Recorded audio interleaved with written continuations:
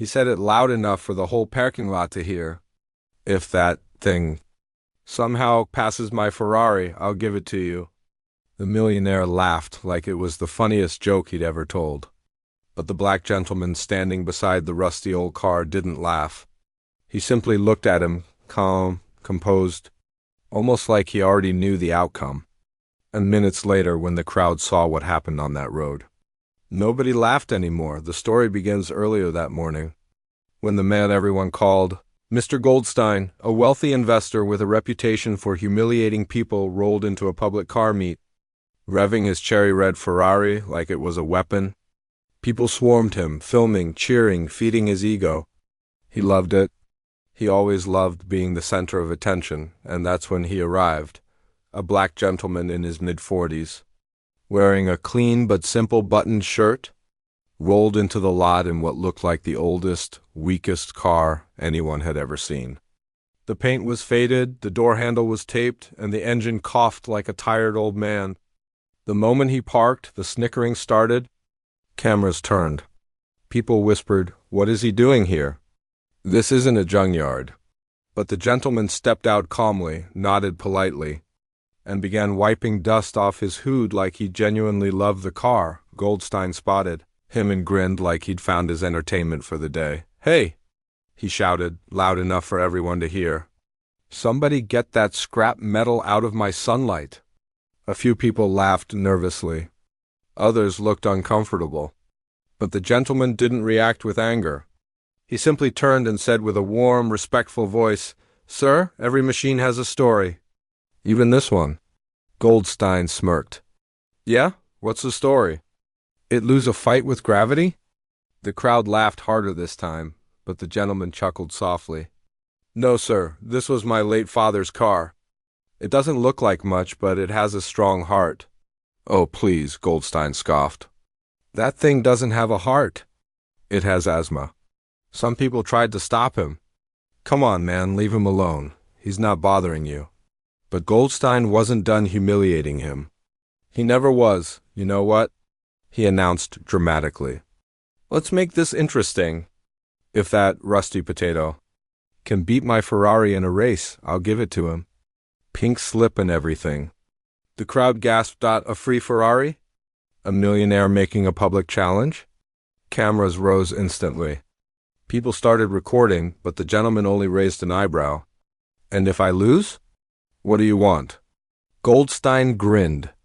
"Just admit to the camera that your little trash can on wheels doesn't belong anywhere near real cars.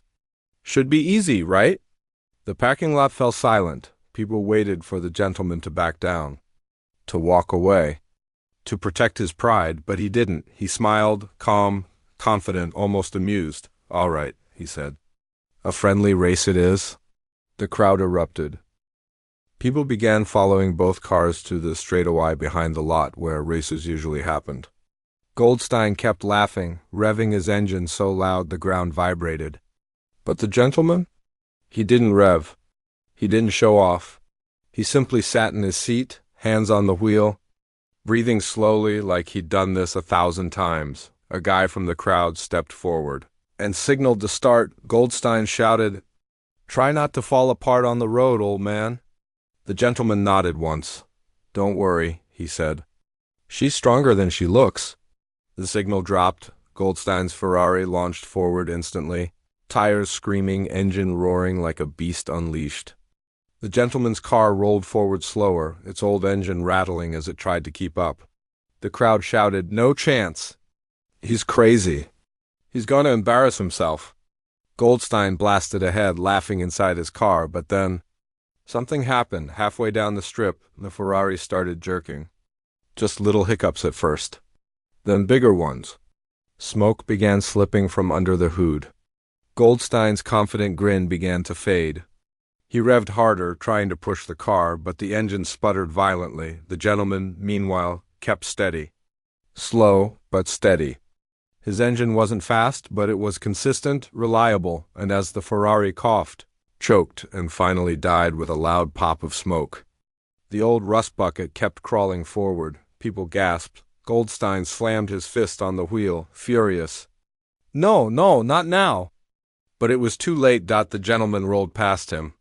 Slow, gentle, almost symbolic. And crossed the finish line. Silence. A silence so deep it felt like time froze.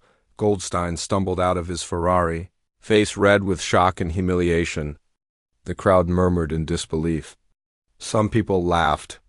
Others just stared. The gentleman stepped out of his old car and walked toward him calmly. "You cheated!" Goldstein shouted. "You rigged something."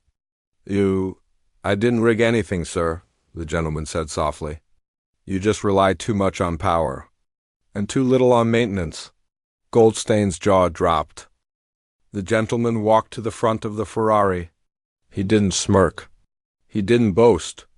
But he did lean down, ran his fingers across the slightly warped hood, and nodded knowingly. "This engine overheated," he said.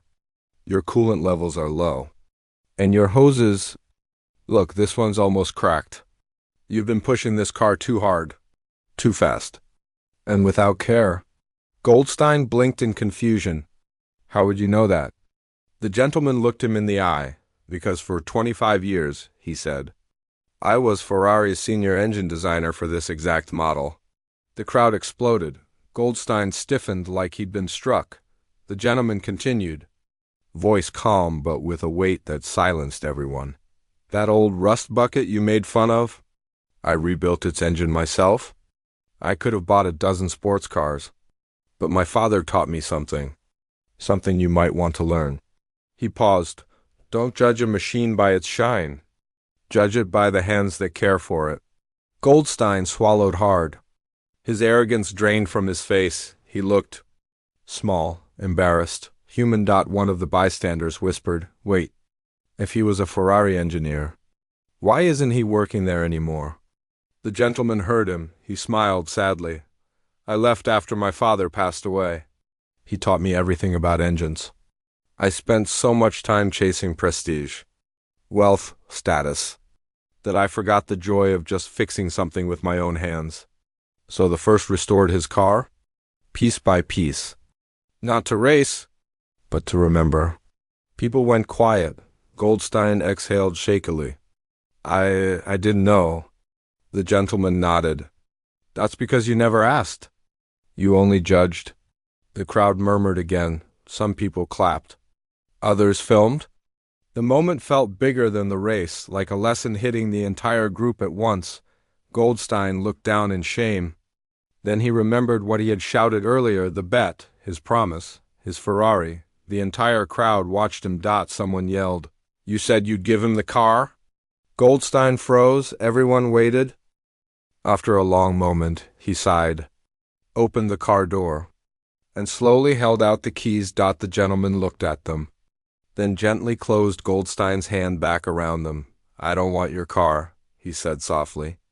"What I want is for you to take better care of what you have. Not just your engine, but how you treat people." Goldstein's eyes glistened. He nodded.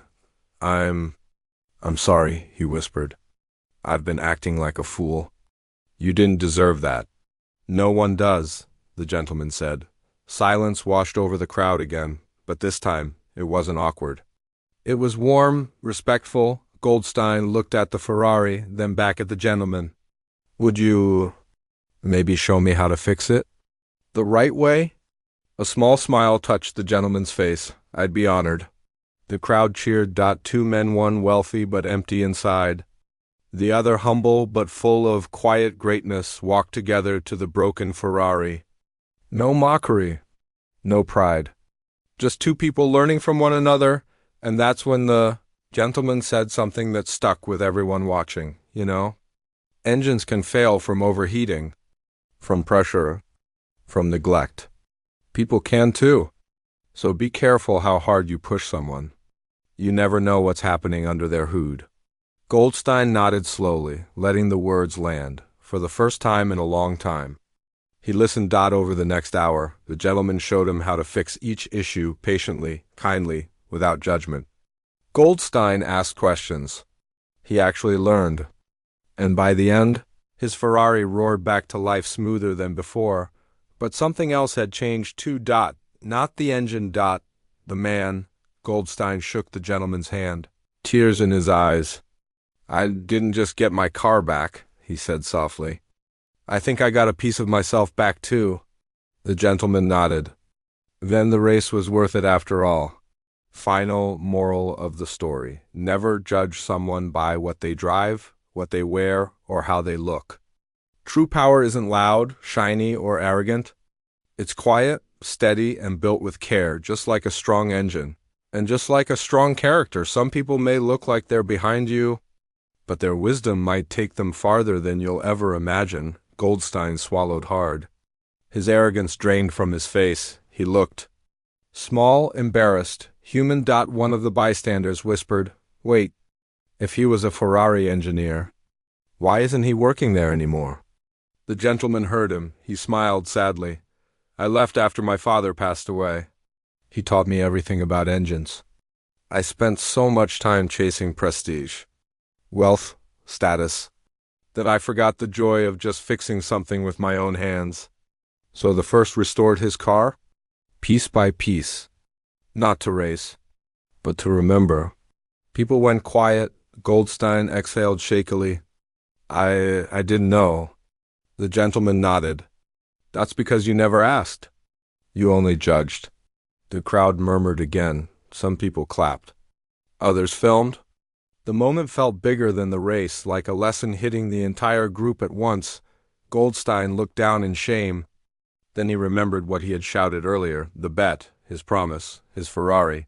The entire crowd watched him. Someone yelled, "You said you'd give him the car?" Goldstein froze. Everyone waited.